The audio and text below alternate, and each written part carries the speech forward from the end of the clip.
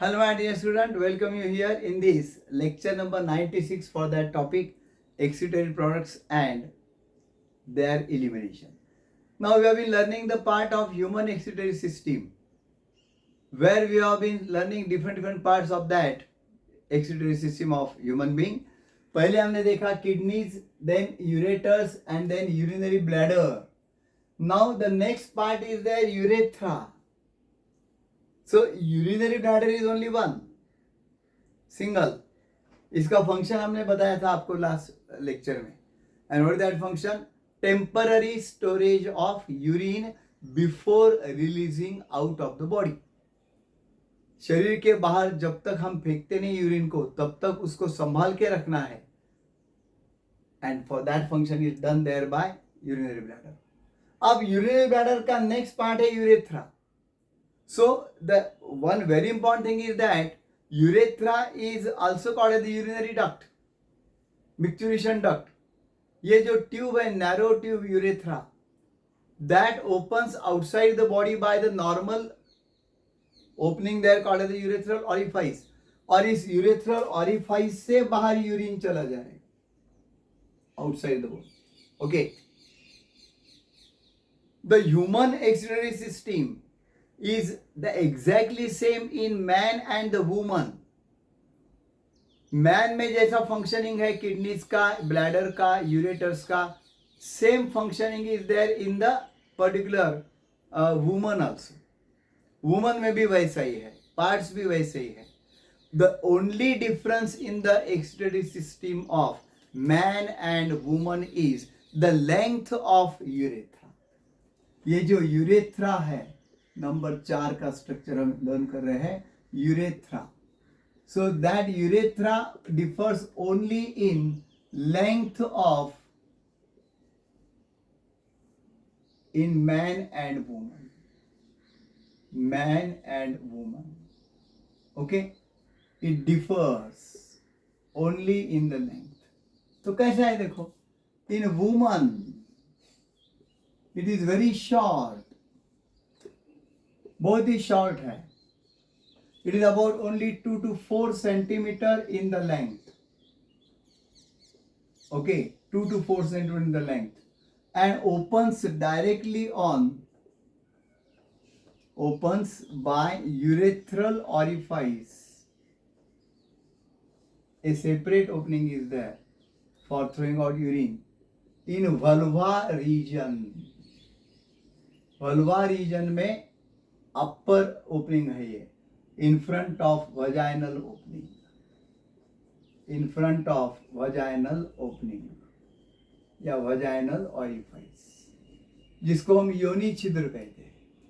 तो वुमन में ये जो एक स्लिट रहती है सामने, in between the two thighs there, जहां पे मेल में पेनिस नाम का स्ट्रक्चर है, स्क्रोटल सैक है, रिप्रोडक्टिव सिस्टम आपने आप पढ़ी होगी in case of your even 10th ICSE या 10th बुक. ओके, तो मेल और फीमेल के जो प्राइवेट पार्ट्स हैं उसको क्या कहते हैं? Penis in the male and vulva in the case of female.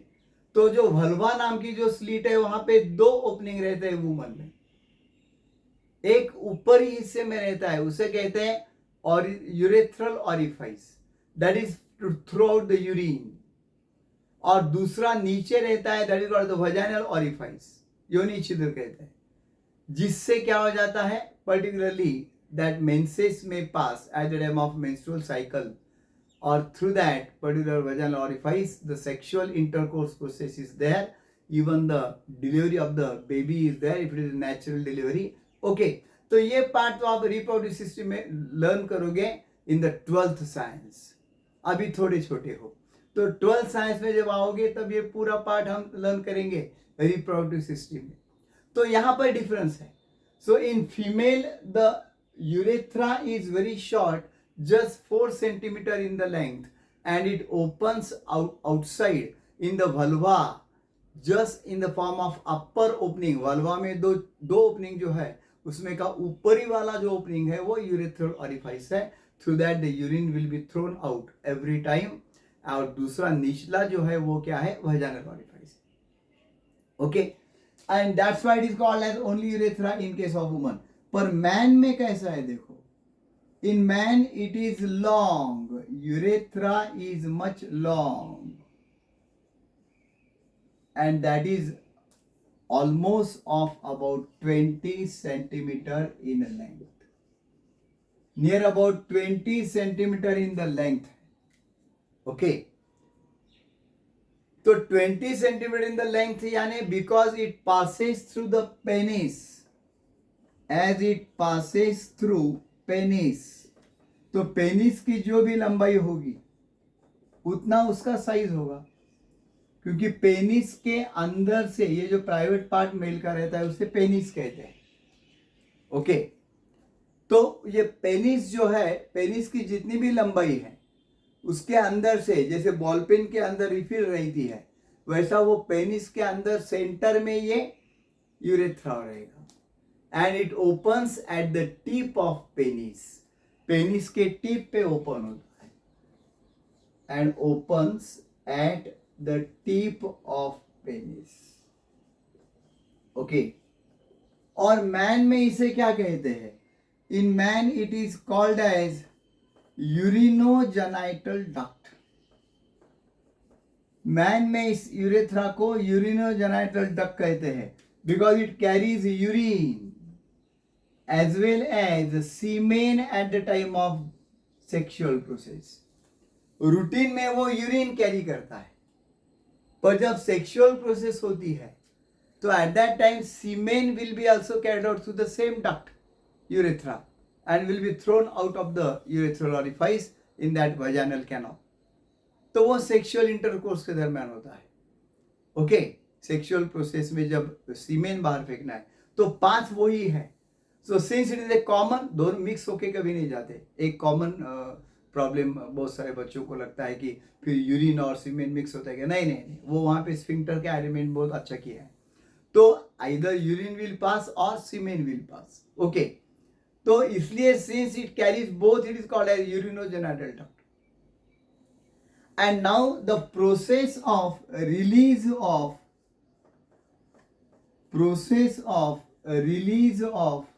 Urine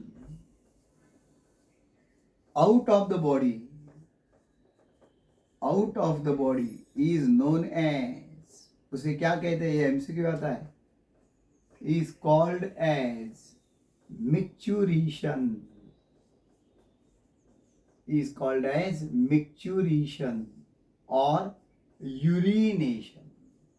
common language में हम यूरिनेशन कहते हैं. ओके, पेशाब को जाना है लगविला जायचं किंवा त्याला चांगला शब्द आपण म्हणतो यूरिनेशन. यूरिन का कॉल है, अभी जाता हूँ यूरिनेशन, वॉशरूम जाके आता हूँ, फ्रेश होके आता हूँ वगैरह, इजंट इट? तो उसमें अगर ये मिक्चुरेशन वर्ड आप यूज करेंगे तो किसी को समझ में नहीं आएगा. समझो आप बैठे अपने फ्रेंड सर्कल में, लेडीज है, बॉयज है, गर्ल्स है, सब है, और आपको यूरिन का कॉल है, उठ के जा रहे हैं तो बिल्कुल ये प्राइवेट हमारे दोस्त लोग कुछ रखते नहीं, पूछते अरे कुछ चल, अरे कहाँ जा रहा है? तो उसको ऐसे उंगली दिखाने से अच्छा उसको कहना है just I will be there, I have to go for micturition. तो मिक्चुरेशन करने जा रहा है बोला तो किसको समझ में नहीं आएगा. I will complete my micturition and I will come out. तो मिक्चुरेशन करने जा रहा है यानी बाकी के लोगों को लगता है कुछ भारी करने जा रहा है. तो मिक्चुरेशन का मतलब है यूरिन थ्रो आउट करना. ये वर्ड यूज करो प्रॉपरली. अब ये प्रोसेस पूरा इनवॉलेंटरी एंड वॉल्यूंटरी का कॉम्बिनेशन कैसा है? रिमेंबर, हमने देखा था दो स्फिंक्टर्स है यूरिनरी ब्लैडर में. एक इंटरनल स्फिंक्टर है जो है इनवॉल्यूंटरी, जिसका मतलब है the action can not be controlled by the will power of the human being. यानी एक बार ब्लैडर भर गया तो भर गया, उसको अभी यूरिन को बाहर फेंकना ही है. वो स्फिंक्टर को धड़का मार के रहेगा, स्फिंक्टर ओपन रहेगा, इंटरनल स्फिंक्टर, और ऑटोनोमस नर्वस सिस्टम से हमको अंदर से कॉल आएगा that definitely autonomous nervous system is connected to brain that you should manage to throw out the urine, और हमको वो कॉल जो है वो अटेंड करना ही पड़ेगा. उसे इन्वॉल्यूंटरी कहते हैं. यानी अगर आपने सोच लिया कि ये 12th साइंस का ईयर जो है बहुत इंपॉर्टेंट है, 11th 12th, तो 2 साल तक हम यूरिन को नहीं जाएंगे या फिकल मैटर नहीं बाहर डालेंगे, टाइम वेस्ट हो जाता है हमारा। उतना टाइम सेव करेंगे, स्टडी करेंगे, 2 साल के बाद एक दिन जाके बैठेंगे पूरा टॉयलेट में, तो वो नहीं चलने वाला, क्योंकि वो इनवॉल्यूंटरी है। That is not control by the will power. हमारे दिमाग में हो या ना हो, एक बार कॉल आ गया तो उसका मैनेजमेंट करना पड़ेगा। We should search somewhere where is the washroom or where is that toilet or where is that open space to release the urine safely, and we will have to manage that. तो ये है involuntary. पर आप कहेंगे sir ऐसा नहीं है, urine call आने के बाद हम थोड़ी देर रोक सकते हैं उसको, तो थोड़ी देर ये अंडरलाइन करो, रोक सकते हैं, वॉल्यूंटरी है। एक्सटर्नल स्फिंक्टर इज वॉल्यूंटरी, ये एक्सटर्नल स्फिंक्टर वॉल्यूंटरी है, यानी वो इंटरनल स्फिंक्टर ओपन हो जाएगा, urinary bladder will contract, urine will come there up to the neck, पर एक्सटर्नल स्फिंक्टर अभी खुला नहीं है, हमने कंट्रोल करके रखा है। अभी ट्रैफिक में है भाई, यहाँ पे कहाँ करेंगे पेशाब, थोड़ा जाने दो आगे, फिर देखेंगे वॉशरूम कहाँ है, लाइक दैट ऐसा हम कहेंगे। या घर आने वाला है, अभी घर पे जाएंगे, वहाँ पे हम करेंगे यूरिनेशन, तो हम उसको रोक रखते हैं। वो रोक रखते हैं, वो क्या है, वो एक्सटर्नल स्फिंक्टर को रोकते हैं, पर उसके लिए लिमिट है। एक लिमिट से ज्यादा अगर बढ़ गया then it is very very difficult there, इतना पेनफुल हो जाता है, हमारे चेहरे से ही दिखता है वो हमारा हाव भाव, that something is going on wrong. तो क्या रॉन्ग हुआ है, यार बहुत कंट्रोल नहीं हो रहा है अभी, मुझे यूरिन करना ही चाहिए, like that, because that external sphincter can't control it beyond some limit.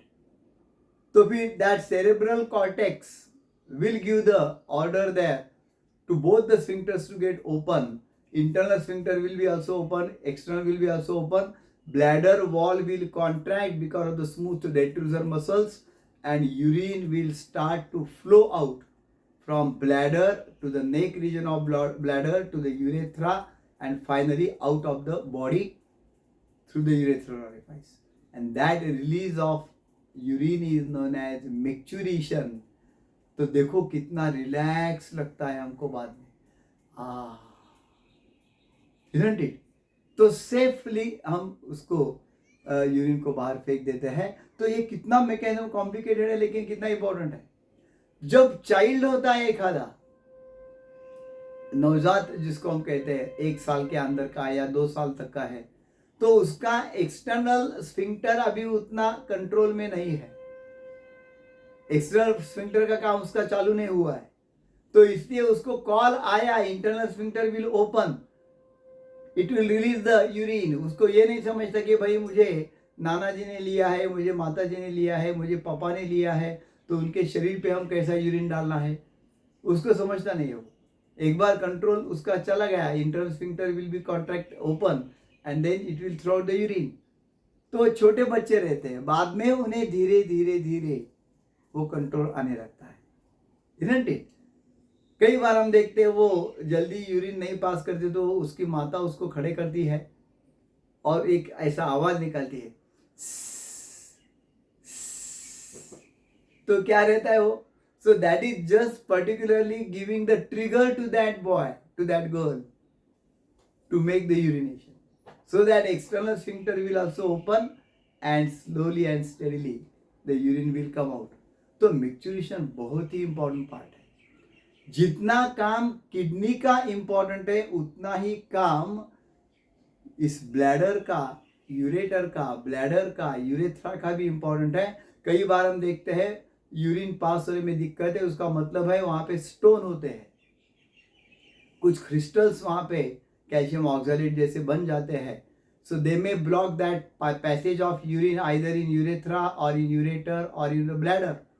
तो यूरिन बाहर आने में दिक्कत होती है, तो बहुत पेन्स होते हैं उसको, तो उसके लिए सर्जरी करना पड़ता है या कुछ मेडिसिन से। कई बार छोटे हैं तो हमारे एक नेफ्रोलॉजिस्ट दोस्त था, उसके पास जब मैं जाता था तो मैंने देखा उसके केबिन में, शोकेस में ऐसे कुछ मैंने ऐसे पत्थर देखे, छोटे छोटे थे, कुछ बड़े थे, कुछ इवन बड़े बड़े थे।